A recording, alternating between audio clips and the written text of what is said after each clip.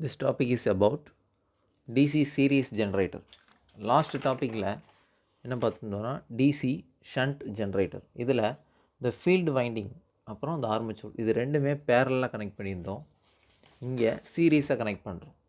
அதான் டிஃப்ரெண்ட்.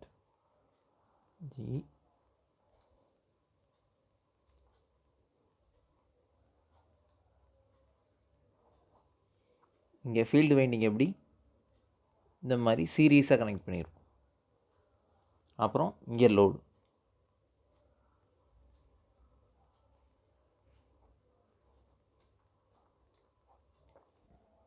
அவ்வளோதான். இன்சைடு என்ன சொல்லியிருந்தோம்? ஆர்மேச்சூர் கரண்ட். தேர்ஃபோர் இது என்னது? IA. அப்புறம் இது சீரீஸில் கனெக்ட் பண்ணியிருக்கிறதுனால லாஸ்ட் கேஸில் இது ஷண்ட் கனெக்ஷன், அதனால் ஆர் ஷண்ட்டுன்னு இதை மென்ஷன் பண்ணியிருந்தோம். இங்கே வந்து ஆர் சீரீஸ். நெக்ஸ்ட்டு இது வந்து load current. Therefore IL. And one more thing, இப்போ நார்மலாக ஒரு எலக்ட்ரிக் சர்க்யூட்டில் இந்த மாதிரி 10 வோல்டேஜ் இருக்குது. ஸோ இது வந்து ஒரு ரெசிஸ்டன்ஸ், இங்கே வந்து லோடு.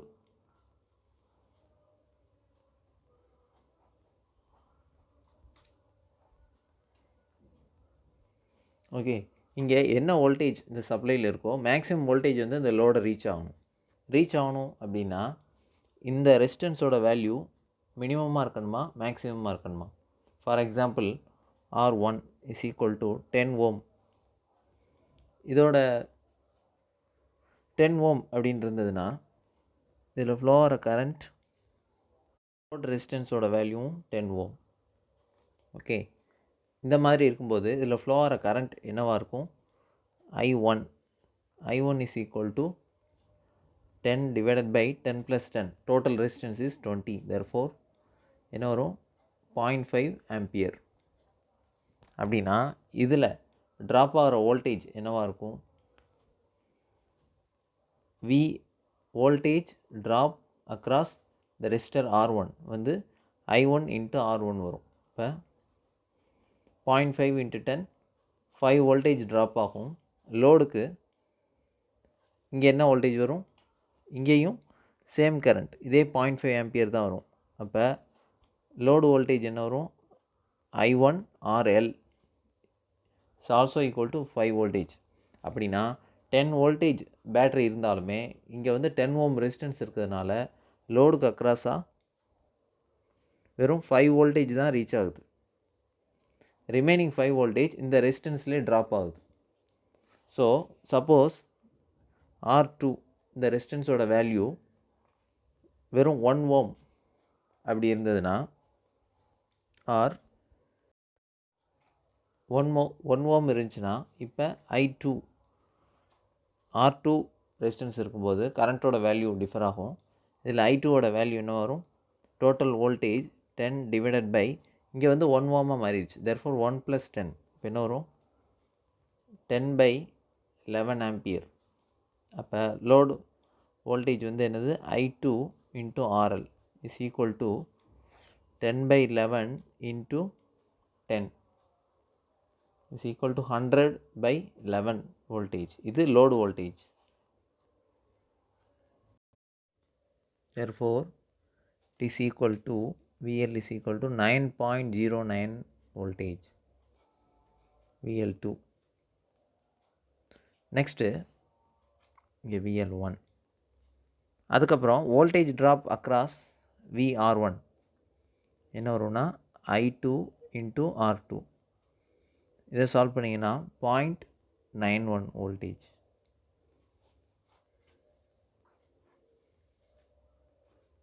ஃப்ரம் திஸ் அப்சர்வேஷன்ஸ் என்ன அப்படின்னா இதில் 10 ஓம் இருக்கும்போது லோடு வோல்டேஜ் என்னவாக இருக்குது? 5 வோல்டேஜ் தான் இருக்குது. Okay, at the same time R2 is equal to 1 ohm. இந்த ரெசிஸ்டன்ஸ் வேல்யூ டிக்ரீஸ் ஆனிச்சுன்னா லோடு வோல்டேஜ் 9.09 வோல்டேஜாக இருக்குது.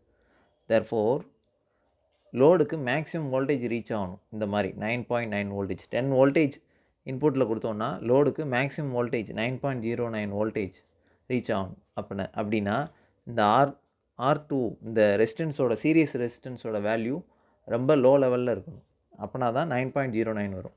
இந்த மாதிரி இதுவும் 10 ஓம் இந்த மாதிரி ஹை லெவலில் இருந்ததுன்னா வெறும் 5 ஓம் தான் ரீச் ஆகும். சாரி 5 வோல்டேஜ் தான் இங்கே அப்பியர் ஆகும். தேர்ஃபோர் சீரியஸ் ரெசிஸ்டன்ஸ் வேல்யூ எப்படி இருக்கணும்? ரொம்ப லோ லெவலில் இருக்கணும். ஓகே, லோ லெவலில் இருக்கணும்னா இதுக்கு ஃபார்முலா என்ன? ரோ எல் பை ஏ. இது வந்து ரெசிஸ்டிவிட்டி, இது லென்த் ஆஃப் த கண்டக்டர், இது ஏரியா ஆஃப் கிராஸ் செக்ஷன். இதை ரொம்ப ரெடியூஸ் பண்ணணும்னா இதோட லென்த்தை வந்து ரெடியூஸ் பண்ணணும். லென்த்னா என்னது? நம்பர் ஆஃப் டர்ன்ஸை வந்து ரெடியூஸ் பண்ணணும். அதுக்கப்புறம் இந்த ஏரியா ஆஃப் கிராஸ் செக்ஷன் வந்து இன்க்ரீஸ் பண்ணால் ஃபர்தராக இன்னும் இந்த சீரிஸ் ரெசிஸ்டன்ஸை ரெடியூஸ் பண்ணலாம். therefore number of turns is to be reduced and also area of cross section is to be increased. அப்படின்னா என்னது? ஏரியா ஆஃப் கிராஸ் செக்ஷன்னா திக்னஸ் ஆஃப் த கண்டக்டர், அதை வந்து இன்க்ரீஸ் பண்ணணும். இதானது சீரியஸ் டிசி சீரியஸ் ஜென்ரேட்டரில் series resistance வந்து இந்த மாதிரி இருக்கணும். லாஸ்ட் கேஸில் ஷண்ட்டில் பார்த்துருந்தோம். இதே மாதிரி ஷண்ட் ரெசிஸ்டன்ஸில் பார்த்துருந்தோம். ஷண்ட் ரெசிஸ்டன்ஸ் வந்து பேரலாக இருக்கிறதுனால இதுக்கு அப்படியே ரிவர்ஸில் வரும். இதில் நம்பர் ஆஃப் டர்ன்ஸ் வந்து அதிகமாக இருக்கணும், ஏரியா ஆஃப் கிராஸ் செக்ஷன் கம்மியாக இருக்கணும். ஏன்னா ஆர் ஷண்ட்டோட ரெசிஸ்டன்ஸ் வந்து மேக்ஸிமமாக இருக்கணும், பட் இங்கே ஆர் சீரீஸோட ரெசிஸ்டன்ஸ் வந்து மினிமமாக இருக்கணும். ஸோ இது எல்லாமே ரிவர்ஸில் வரும். ஓகே, இதெல்லாம் 2 மார்க்ஸில் கேட்பாங்க. ஓகே, நெக்ஸ்ட்டு இந்த டிசி சீரீஸ் ஜென்ரேட்டரில் ஆர்மச்சூரும் இந்த ஃபீல்டு கரண்ட்டும் இந்த ஃபீல்டு வைண்டிங்கும் சீரியஸாக கனெக்ட் பண்ணியிருக்கோம். அப்படி பார்த்தோன்னா இந்த ஆர்மச்சூர் காயிலையும் இந்த ஃபீல்டு வைண்டிங்கையும் சீரியஸாக கனெக்ட் பண்ணியிருக்கோம். அதோட சர்க்யூட் டயக்ராம் தான் அது. ஓகே, நம்ம இன்டர்னலாக என்ன சொல்லியிருக்கோம்? உள்ளே வந்து ஒரு ஆர்மச்சூர் ரெசிஸ்டன்ஸ், அப்புறம் இந்த இன்டியூஸ்டு இஎம்எஃப், இதில் ஃப்ளோ ஆகிற கரண்ட் வந்து ஐஏ, இதில் சீரீஸ் வைண்டிங்கில் ஃப்ளோ ஆகிற ஃபீல்டு வைண்டிங்கில் ஃப்ளோ ஆகிற கரண்ட் ஐஎஸ்இ. லாஸ்ட் கேஸில் ஷண்ட் ஜென்ரேட்டரில் ஐ ஷண்ட், இங்கே சீரீஸில் இருக்கிறதுனால ஐ சீரீஸ், இங்கே ஆர் சீரீஸ். நெக்ஸ்ட்டு இதில் ஃப்ளோ ஆகிற கரண்ட் லோடு கரண்ட், இங்கே டெர்மினல் வோல்டேஜ். ஓகே, இப்போ அப்ளை ஃபஸ்ட்டு கேசிஎல் இங்கே அப்ளை பண்ண முடியாது, ஏன்னா நோடு எதுவுமே இல்லை. அண்ட் ஒன் மோர் திங், இது எல்லாமே சீரீஸ் சர்க்யூட். சீரீஸில் கரண்ட் வந்து எங்கேயுமே டிவைட் ஆகாது. இங்கே என்ன கரண்ட் ஃப்ளோ ஆகுதோ அதுதான் இந்த பாத் ஃபுல்லாக வரும். அப்படின்னா இதில் ஃப்ளோ ஆகிற ஐஏ, அதாவது ஆர்மேச்சர் கரண்ட், இங்கே ஃப்ளோ ஆகிற சீரீஸ் கரண்ட், இங்கே ஃப்ளோ ஆகிற லோடு கரண்ட், இது எல்லாமே ஒரே வேல்யூவில் தான் இருக்குது. therefore IA is equal to ISE is equal to IL. then current equation. next apply KVL apply பண்ணோன்னா இங்கே என்னது? Plus minus. அப்படின்னா மைனஸ்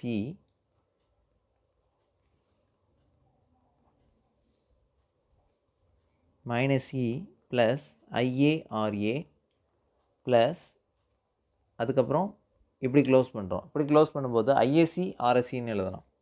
ஓகே, பட் நம்ம என்ன ஐஎஸ்சி ஐஏ எல்லாமே ஈக்குவல் தான். தேர்ஃபோர் நம்ம எப்படி எழுதுகிறோம்? ஐஏ ஆர்எஸ்சி எல்லாமே கரெக்ட், எப்படி வேணால் எழுதலாம். அப்புறம் ப்ளஸ் இந்த டெர்மினல் வோல்டேஜ், இப்படி க்ளோஸ் பண்ணும்போது இங்கே டெர்மினல் வோல்டேஜ் தான் இருக்கும், ப்ளஸ் விடி is equal to 0. So it can be written as E is equal to VT plus IA RA plus IA RSE, or take IA common, then E is equal to VT plus IA RA plus RSE. So voltage equation of DC series generator. And where here RISE is series field winding current.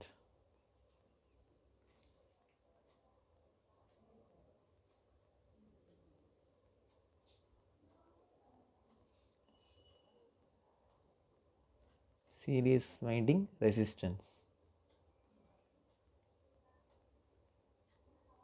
இங்கே ohm, இங்கே ampere. Okay, output power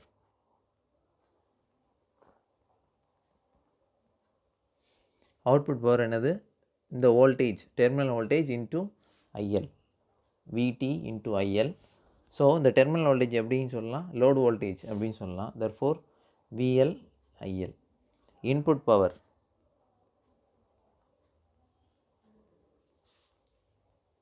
power வந்து இந்த induced EMF into இந்த armature current. டார்க்குக்கு இது எல்லாமே common. Okay, டார்க்குக்கு வந்து எப்படி சொல்லலாம், இஐஏ டிவைடட் பை 2πn/60. இதோட யூனிட் நியூட்டன் மீட்டர். இங்கே இன்புட் பவருக்கு வாட்ஸ், இங்கேயும் watts. That's all. One more thing, இங்கே வி ப்ரஷ்ஷும் வரும். Okay, plus V brush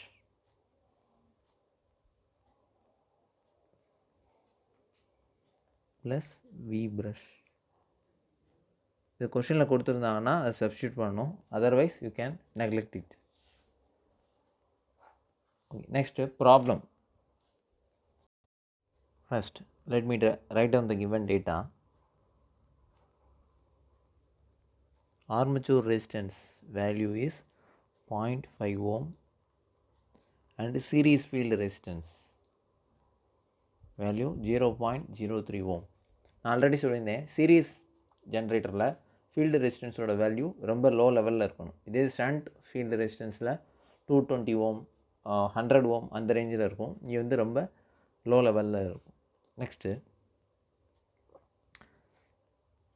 load current 50 ampere IL is equal to 50 ampere.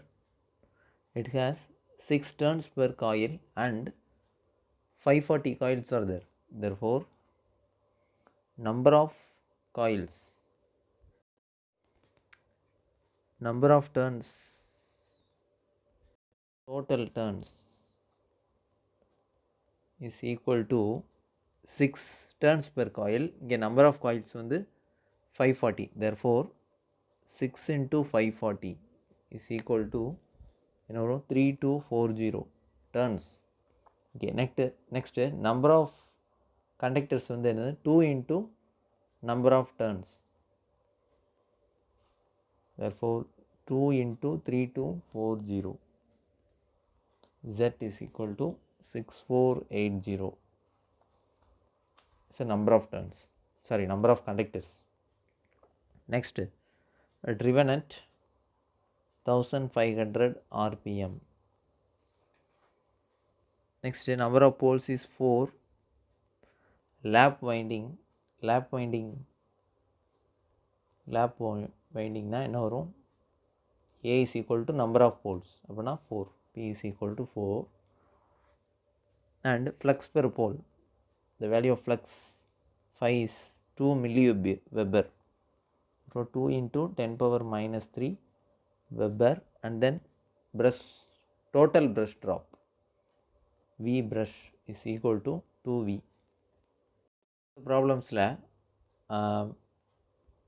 Brush, அதாவது voltage drop at each brush அப்படின்னு சொல்லி கொடுத்துருப்பாங்க. அப்படி கொடுத்தாங்கன்னா 2ஆல் மல்டிப்ளை பண்ணணும், ஏன்னா ஒவ்வொரு மிஷினுக்கும் 2 ப்ரஷஸ் இருக்கும். பட் இங்கே total voltage drop, total brush ட்ராப்பே 2 வோல்டேஜ்னு கொடுத்துட்டாங்க.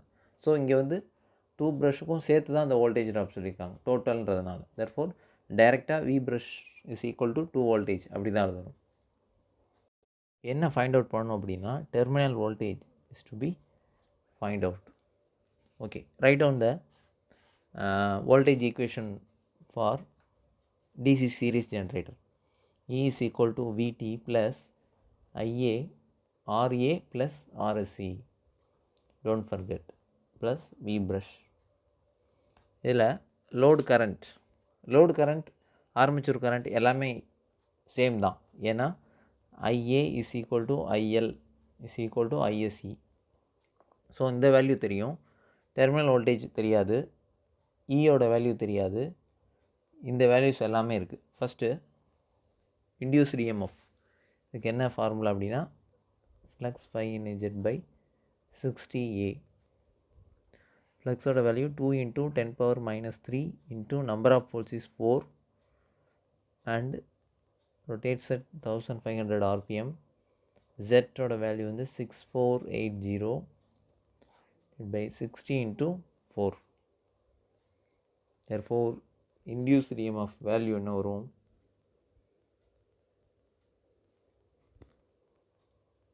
324 voltage. Next இது எல்லாமே இதில் சப்ஸ்டியூட் பண்ணணும். Therefore 324 voltage இந்த equation. Terminal voltage plus IA ஓட வேல்யூ என்னது? 50 RA 0.5, RSC க்கு வந்து 0.03 plus V brush 2 voltage. இதில் சால்வ் பண்ணிங்கன்னா டெர்மினல் வோல்டேஜ் ஓட வேல்யூ என்னது? 295.5 voltage. That's all. அவ்வளோதான் ப்ராப்ளம். ஸோ நீங்கள் என்னென்னா இந்த வோல்டேஜ் ஈக்குவேஷன் கரண்ட் ஈக்குவேஷன் வந்து டிசி ஷண்ட் ஜென்ரேட்டர், அப்புறம் வந்து DC separately excited generator, series generator, இது எல்லாத்துக்குமே மாறும். ஸ்லைட் சேஞ்சஸ் இருக்கும். பார்க்க ஒரே மாதிரி இருக்கும், பட் டிஃப்ரென்ஸ் வந்து நிறையவே இருக்கும். அதனால் அந்த சர்க்யூட் டயக்ராம் வச்சு தான் இந்த equation, voltage equation, current equation, அதை பற்றி எப்படி இந்த சர்க்யூட்டை வச்சு எப்படி இந்த ஈக்குவேஷன் ஃபார்ம் பண்ணியிருக்காங்கிறது தெரிஞ்சால் தான் அந்த ப்ராப்ளம்ஸ் எல்லாமே சால்வ் பண்ண முடியும். Okay, that's all. It's your next assignment. இதில் கொஸ்டின் நம்பர் 1, இது எது? Separately excited generator. ஓகே, இதில் 250 வோல்டேஜ் வந்து டெர்மினல் வோல்டேஜ், 10 கிலோவாட். இது இன்புட் பவரா அவுட்புட் பவரா அப்படின்னு கேட்பாங்க. அப்படின்னு ஒரு டவுட் வந்துச்சோம். ஆக்சுவலாக இது வந்து அவுட்புட் பவர், ஏன்னா ரேட்டிங் அவுட்புட் பவர் தான் என்னது? 10 கிலோ வாட்ஸ், அதாவது 10,000 வாட்ஸ். அவுட்புட் பவருக்கு என்னது? VT இன்ட்டு IL, அதுதான் என்னது?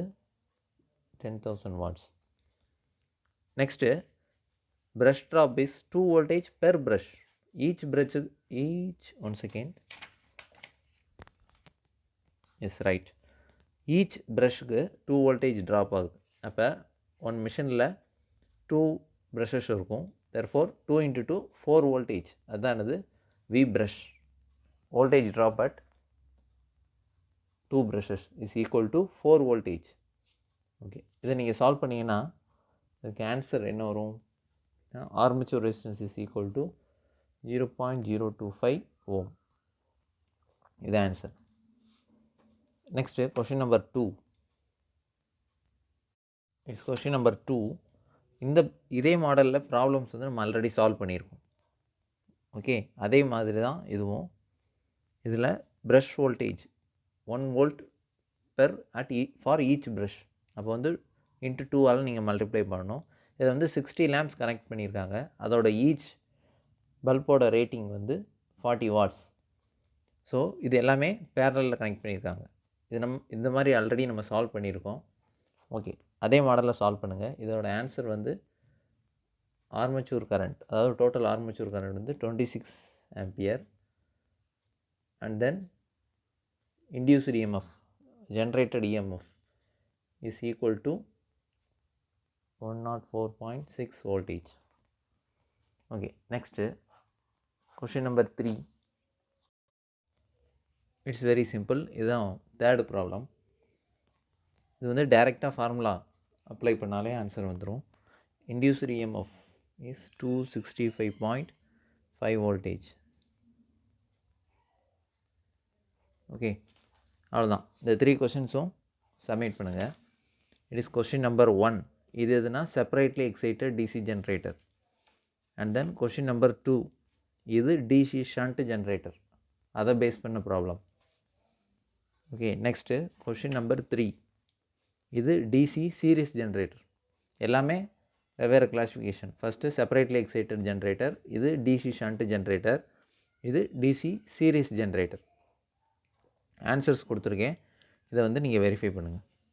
Okay, 1 and 2 and 3. ஓகே, இந்த 3 ப்ராப்ளம்ஸையும் சப்மிட் பண்ணிடுங்க. Okay, thank you.